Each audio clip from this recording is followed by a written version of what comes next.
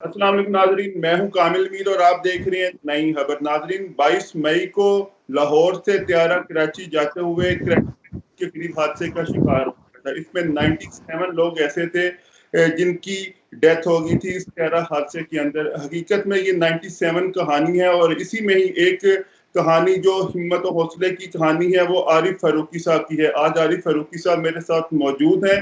तो इनसे सुनेंगे कि इनको अपने प्यारों को खोने के बाद किन मुश्किलात का सामना करना पड़ा, क्या बेहिसी और खुदगर्जी का सामना करना पड़ा, ये इनसे पूछेंगे। बहुत शुक्रिया आरिफ फारूकी साहब टाइम देने के लिए। नो प्रॉब्लम कामिल।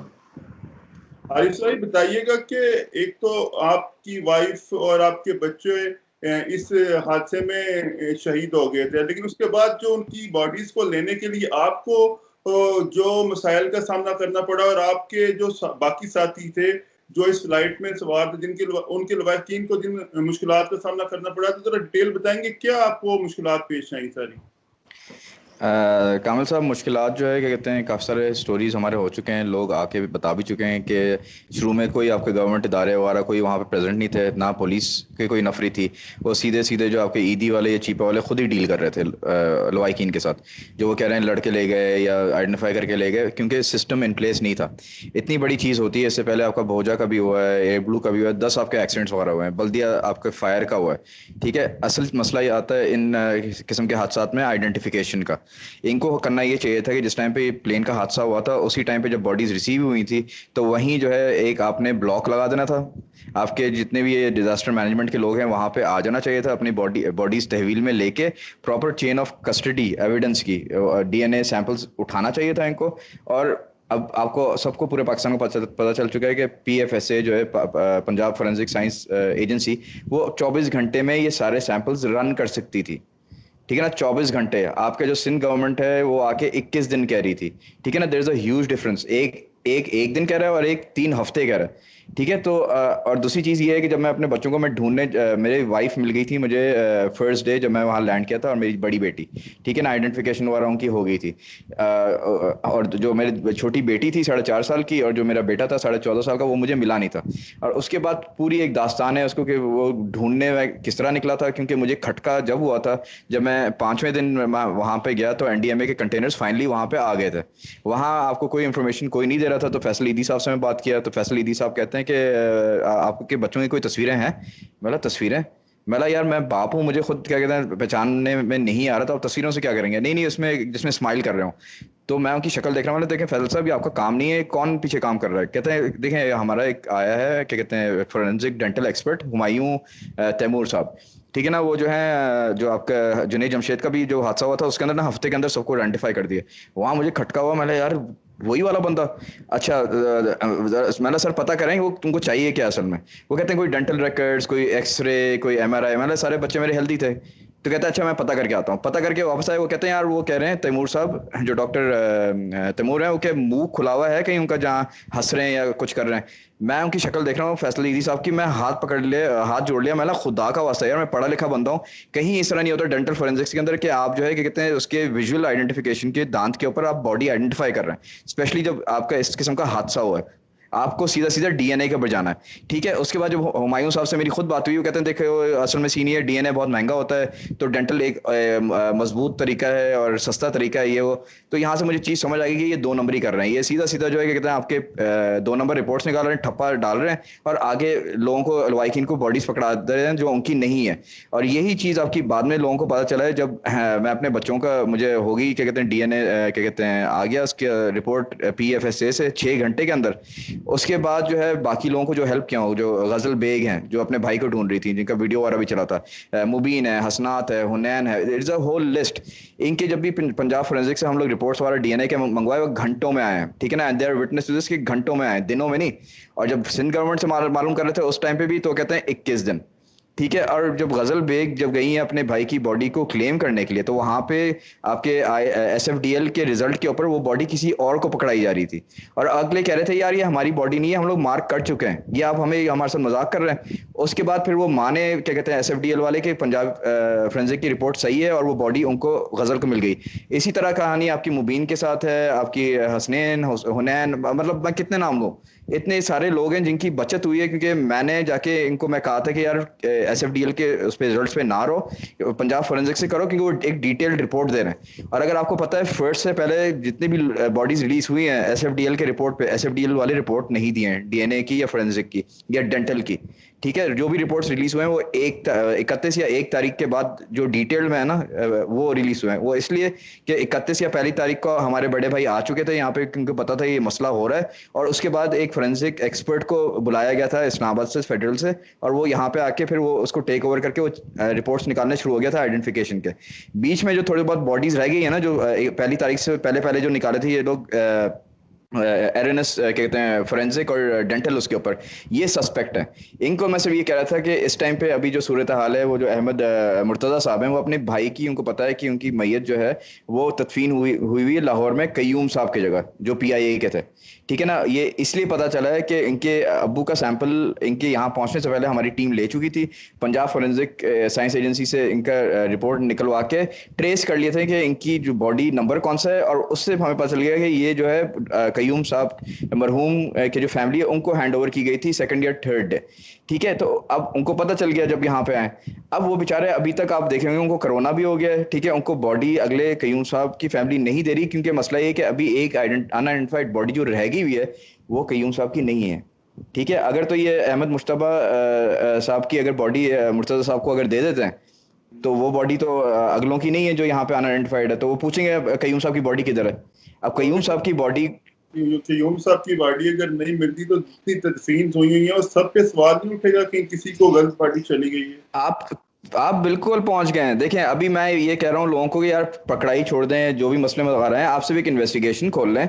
सिर्फ और सिर्फ जो आपके DNA सैंपल्स रखे हुए हैं आपके लाहौर में और ये आपके कराची में, आप भिजवाएं PFSA। ठीक है ना, ऑलरेडी पता चल चुका है इनका मुस्तनद काम है। ठीक है ना, लोग भी वहाँ एक्सपीरियंस्ड हैं। ठीक है ना, DG साहब जो है, he was catching serial killers in the USA 2006-2007 में। ये जैनब मर्डर केस भी जो हुआ था, पूरा एक कैनवसिंग हुई थी इतने बड़े एरिया की कसूर की, जो कि डेंसली पॉपुलेटेड है, उसमें से वो बंदा निकाले थे। He knows his stuff. ठीक है, या एक, हाँ, और थर्ड ऑप्शन में ये दिया था कि बॉडी इंटरनेशनल जो है, that is one of the biggest, क्या कहते हैं, DNA प्राइवेट DNA कहते हैं companies in the USA। 30 lakh के करीब DNA profiles US criminal database के अंदर अपलोड किए हैं। 25,000 एयर क्रैश इन्वेस्टिगेशंस के अंदर आइडेंटिफाई किए हैं बॉडीज। और जो वर्ल्ड ट्रेड सेंटर जो गिरा था जिसमें 3,3500 लोग थे, उनकी आइडेंटिफिकेशन किए हैं। तो ये छोटी मोटी कंपनी नहीं है, बहुत बड़ी कंपनी है जो लेटर ऑफ सपोर्ट हमें भेजी है। और मैं ये भी लोगों को बता चुका हूँ कि overseas Pakistanis are ready to pay for this process. असल में ये खोलना नहीं चाह रहे।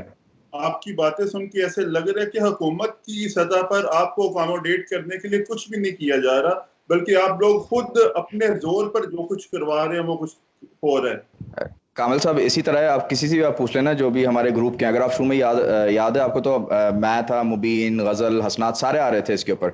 और सबका एक ही था पॉइंट, एक ही ऑब्जेक्टिव था। PIA के बारे में इधर उधर की बातें नहीं कर रहे थे हम लोग, कह रहे थे आइडेंटिफिकेशन प्रोसेस, आइडेंटिफिकेशन प्रोसेस। हम लोग अपनी आवाज़ सीधी रखे हुए थे, क्योंकि हमें पता है कि मीडिया जो है उसको कुछ चीज़ से कुछ चीज़ बना देता है। तो हम लोग इसको फोकस रखे थे कि देखें बहुत बड़ा एक मसला है। यहाँ पे बल्दिया फायर हुई थी, उसमें जो लोग आगे लवाकिन को बॉडीज वगैरह दिए वो नहीं है जो उनकी बॉडीज हैं। ठीक है, इस तरह नहीं होना चाहिए। इससे पहले भोजा हो चुका है, एयर ब्लू हो चुका है, अभी तो यार सीख लो। अब जब हम लोग आम बंदे हैं, हमारे पास कोई गवर्नमेंट ऑफिस या चेयर वगैरह नहीं है, अब जब हम लोग सिस्टम निकाल सकते हैं तो इतने बड़े बड़े इदारे हैं, ये लोग नहीं कर सकते कि अगर एक्सीडेंट वगैरह हो तो at least identification, that is the एक बेसिक ह्यूमन राइट, कि अगले बंदे को जो उसकी बॉडी है उसको मिले। यहाँ तो सीधे सीधे ठप्पे लगा के लोगों को दे रहे थे आगे, मतलब दे मेड, कहते हैं, मैं इसको कुछ कहूंगा नहीं, लेकिन सिर्फ मेरा ये मुतालबा था कि यार इन्वेस्टिगेशन खोल लें, सबको पता चल जाए कि किसकी बॉडी कहाँ पर है। चलें, जिससे भी गलती हुई, लेकिन एटलीस्ट उन तक अमानत पहुंच जाए जिनकी है। और वो एक ही सूरत हो सकती है अगर ये इन्वेस्टिगेशन खोलें, लेकिन ये इन्वेस्टिगेशन नहीं खोलेंगे क्योंकि वो फिर लंबा एक सारा सिलसिला निकलेगा। और अभी मैं आपको शेयर किया हूँ का KU का इंटरनल एक डॉक्यूमेंट, जो कि वो बता रहे हैं कि आपके ICCSB के जो लैब्स हैं वो सारे क्लोज हो गए, और डॉक्टर इकबाल चौधरी के नीचे सिग्नेचर है एक सर्कुलर के ऊपर, जो बहुत सरप्राइजिंग है। ठीक है ना, और ऊपर से सिर्फ कह रहे हैं कि जो आपके DNA के या सीरोलॉजी के, ये जो उसके रिलेटेड है ना, ये जो आपके फोरेंसिक साइंस के, वो लोग लैब्स विजिट कर सकते हैं और कोई नहीं कर सकते। मतलब हम लोग अब ये KU से अंदर से लोग भेज रहे हैं। ठीक है ना, ये वही KU के लोग हैं, उस्ताद वगैरह हैं, फैकल्टी वाले हैं, जो प्रोटेस्ट भी किए थे अगेंस्ट द DNA स्कैम। उनको पता है कि वहां पे अंदर क्या हो रहा है। ठीक है, अभी जो है वो massive cover up is in process कि वो कोशिश कर रहे हैं वो सही तरीके से डीएनए सैंपल्स वगैरह को री एनालाइज करके अपना रिकॉर्ड सीधा कर दें कि वो आके कहें कि हम लोग बिल्कुल सही हैं। ठीक है, अब मैं वही कह रहा हूँ ना, पूरे मेरा मकसद ये था कि पूरे पाकिस्तान को बताने के लिए अगर आपकी बॉडी सालिम है, आपका डीएनए जो है 24 घंटे के अंदर अंदर हो सकता है। ठीक है, हमारा एक इदारा है यहाँ पे जो कि which is experienced and which has the proper machinery, और मशीनरी से ज़्यादा बड़ी चीज़ द प्रॉपर पर्सनल, ठीक है ना, जो कि यूएस वगैरह से ट्रेनिंग वगैरह होती है। ये जो है that is an investigative unit, जो पीएफएसए का है, इन्वेस्टिगेटिव है। और यहाँ पे जो Karachi university, that's a research institute. There is a difference between a researcher and an investigator. जो सीएसआई के आपके क्राइम्स वगैरह होते हैं उसके अंदर आपको इन्वेस्टिगेटर चाहिए होता है, रिसर्चर नहीं चाहिए होता। रिसर्चर का काम और है, इसलिए तो वो 21 दिन कह रहे थे और अभी तक अपने रिजल्ट्स के ऊपर खड़े हुए हैं। डॉक्टर हुमायूं, डॉक्टर इकबाल और जो आपके वो हैं डॉक्टर इश्तियाक। मैं ये कह रहा हूँ अगर आप खड़े हुए हैं और इतने आप वसूख से करेंगे सही है, तो आप खोल लें इन्वेस्टिगेशन। पंजाब फोरेंसिक साइंस की भी आप क्या कहते हैं रिपोर्ट सामने रख लें, अपनी भी रिपोर्ट सामने रख लें और पता चल जाएगा। लेकिन ये कभी नहीं करेंगे क्योंकि ये these guys were covering it up. इसलिए उन्हें समझ है कि इसमें कोई मिस हुआ हुआ है जिसको वो कवर करने की कोशिश कर रहे हैं। तो बल्कि ये तो उन्हें खुद से चाहिए था, सिंध हुकूमत को चाहिए था, जो भी हुकूमती मामला देख रहा बंदा उसको चाहिए था कि इस सारे चीज को वो सेटअप करता कि इस तरह से ये बेहतर तरीके से एग्जीक्यूट हो सकती है। सर मैस की बात नहीं है सर मैस की बात नहीं है। असल में सीन ये है कि आप अंदाजा लगाएं कि ये तक नहीं चेक किए बॉडीज देते हुए कि शुरू में एक खातून आई थी अपनी बेटी लेने के लिए, वो जो है उसको वैसे ही उठा के दे दी किसी और का बेटा। They were not even checking if it's a male और फीमेल। ठीक है, अब ये आप डेंटल फोरेंसिक्स से ये जो आके अल्लाह खैर करे ये जो आइडेंटिफिकेशन वगैरह किए हैं, जो जुनैद जमशेद की भी हुई थी, दैट इज प्योर नहीं हो सकता, इम्पॉसिबल यार। आप हफ्ते के अंदर आप करके दे दी। ये सीधा सीधा वही कह रहा हूँ ना कि people get money in lieu of big incident like this. अब मुझे नहीं पता किसको पैसे मिलते हैं। ये फ्रंट पे ये 2 नंबर कंसल्टेंट जो होते हैं इनको दे देते हैं, वो ठप्पे लगा के आगे लोआइकिन को देने शुरू कर देते हैं बॉडीज। और वो टाइम इसलिए ज़्यादा लेते हैं कि लोआइकिन और मेंटल उनका स्टेट इस तरह हो जाए कि जिस टाइम पे इनको बॉडी दी जाए इतनी ख़राब हो चुकी है वो बॉडी के, वो विदाउट एनी क्वेश्चन वो ले लें 2 नंबर पेपर्स के ऊपर वो जाके बेरी कर दें। और आपको बता रहा हूँ 1 तारीख से पहले जितने भी आपके बॉडीज वगैरह रिलीज हुई हैं आपके SFDL के, उसके ऊपर वो रिपोर्ट्स उनको नहीं मिले, जो कि उनका हक है। रिपोर्ट जो है आप रिपोर्ट लेके तो आप वो करेंगे ना, वर्बल तो नहीं होना चाहिए। आप इनसे जरा पूछें डॉक्टर इकबाल से और ये सबसे। और ये सब ये कौन सी रिपोर्ट होती है जिसका आप जिक्र कर रहे हैं? देखें मैं जो अपना केस करवाया था ना पंजाब फोरेंसिक्स से, मैं अपना सैंपल भेजा था और पूरी एक रिपोर्ट आती है कि सैंपल कहाँ से हुआ, चेन ऑफ कस्टडी क्या है, बॉडी नंबर क्या है, टैग नंबर क्या है। अब जब ये लोग यहाँ के आके 52 सैंपल या 53 सैंपल जितने भी लेके आए थे ना, तो एक प्रॉपर चेन ऑफ कस्टडी होती है आपके एविडेंस की, जो कि आजकल ये डॉक्टर इकबाल और ये अपने टर्मिनोलॉजी में यूज़ कर रहे हैं, जो कि मैं शुरू से यूज़ कर रहा था क्योंकि इनके पास पूरा रिकॉर्ड है जो पंजाब फोरेंसिक के पास है। एक जो बॉडी अर्गमान खान की थी वो ये लोग मानने के लिए तैयार नहीं थे SFDL वाले, और वो नहीं टैग नंबर ये है वो है। तो मैं PFSA वाले ये किए कि उनके पास ऑलरेडी सारी एविडेंस थी, उसी वक्त वो व्हाट्सएप गया, उनका मुंह बंद हो गया SFDL वालों का, वो मान लिया उनकी गलती है। ठीक है, अब मैं आपको बता रहा हूँ एक चीज़ गलती होती है और एक सोचते समझते हुए एक चीज़ करना। ठीक है ना, आपको मैं फिर कह रहा हूँ कि कोई बंदा जानबूझ के गलत बॉडीज आगे पीछे नहीं दे सकता। आप भी नहीं सोच सकते, मैं भी नहीं सोच सकता, कोई भी इंसान का बच्चा जो है ना नहीं कर सकता इस तरह की चीज़।